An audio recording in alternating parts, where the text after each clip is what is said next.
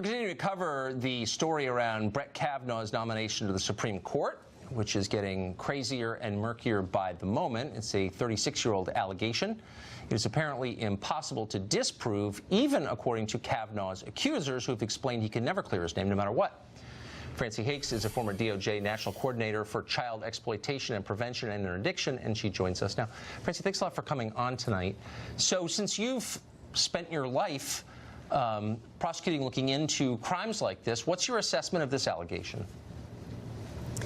Well, Tucker, it's interesting. As a prosecutor, I look at allegations that are generally only he said, she said, with two factors. One, what is the level of detail of the allegation? And I got this from children as young as 4 all the way to adult men and women. What is the detail in the allegation that indicates veracity? And number two, is there a motive or bias to make up a false allegation? And here you have to say that, at least in the respect of how it's being treated, it looks very political. When it comes to the level of detail, I have to say it is lacking. I do not want to accuse Dr. Ford, and I'm not accusing Dr. Ford of lying. All I am saying is, if I was assessing this as a prosecutor, this is not a case I could bring. Huh. So what, I mean, since the calls right now, tonight, by Democrats, and needless to say they're being amplified by their puppets in the media, are to get the FBI to investigate this, to ask the president to tell the FBI to investigate this crime. If you were investigating it as a former prosecutor, where would you start based on the facts that we now have? The only thing you can do in this case, in my opinion, Tucker, is talk to her and talk to Judge Kavanaugh. There are no allegations of exactly when this happened or exactly where it took place, what the other circumstances were at the party. And so I do not understand how the FBI could be expected to look into something that is, first, outside their jurisdiction, but second, 36 years old without any level of detail that would allow them to dig in and investigate. So can we take those calls as credible or sincere? I don't think so. It looks to me to be very political, Tucker. I mean, at this point, you've got an 11th hour allegation. Well, really, it's a 13th hour allegation, if you will, because it's after the hearings were closed. There was plenty of opportunity to ask Judge Kavanaugh about these allegations before they were brought out last week by Senator Feinstein. What I'm most troubled by is that you have a bare allegation on paper. Remember, at this moment, it's paper. The public has heard nothing from Dr. Ford. And so it is a paper allegation that looks to me like it is designed to bring down Judge Kavanaugh, certainly to ruin his life and reputation. And we don't do that in this country without due process. Well, we certainly do it quite a bit now, I've noticed. Francie, thank you very much. Thanks for having me. Over on CNN, commentator Simone Sanders has staked out a brand new position by wanting to hear testimony about allegations of abuse from Christine Ford. Republicans are somehow saying that sexual abuse doesn't matter.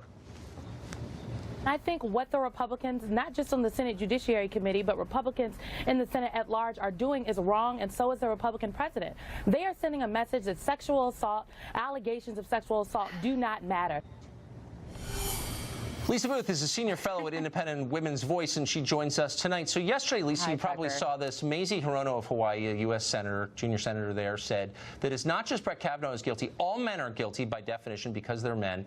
And it's not just that we should believe Ford, but all women because they're women. Is that kind of the core of the feminist promise? I don't remember that part. I think it's the core of the Me Too movement. And Tucker, remember Emily Linden, a columnist for Teen Vogue?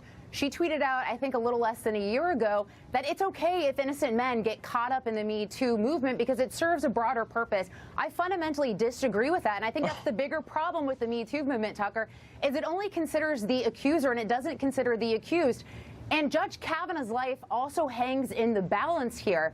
And that's my bigger problem. And he's not going to get a fair hearing. There's no due process in the court of public opinion. So if his life and his career gets railroaded and he's innocent, that's a huge problem. We should care as a society about getting that right and having some balance here.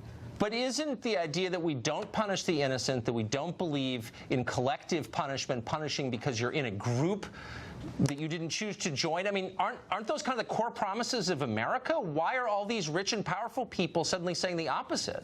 Well, they should be, Tucker, but even to the broader point of wanting an FBI investigation, as your previous guest said, What is there to investigate? Christine Ford doesn't remember when. She doesn't remember where. She doesn't remember how she got there. She doesn't remember how she got home. Yet we're supposed to believe the veracity of her most central and critical claim that Judge Kavanaugh attempted to try to rape or assault her simply based on her gender.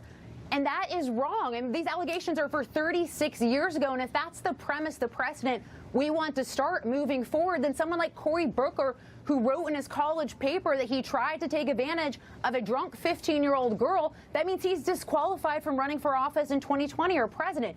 This is ridiculous, Tucker, and I think we've reached peak insanity as a country, and it's really important to take a step back, to examine the facts, and to look at and realize that Judge Kavanaugh's life also hangs in the balance, and innocent men could get swept up in this entire movement.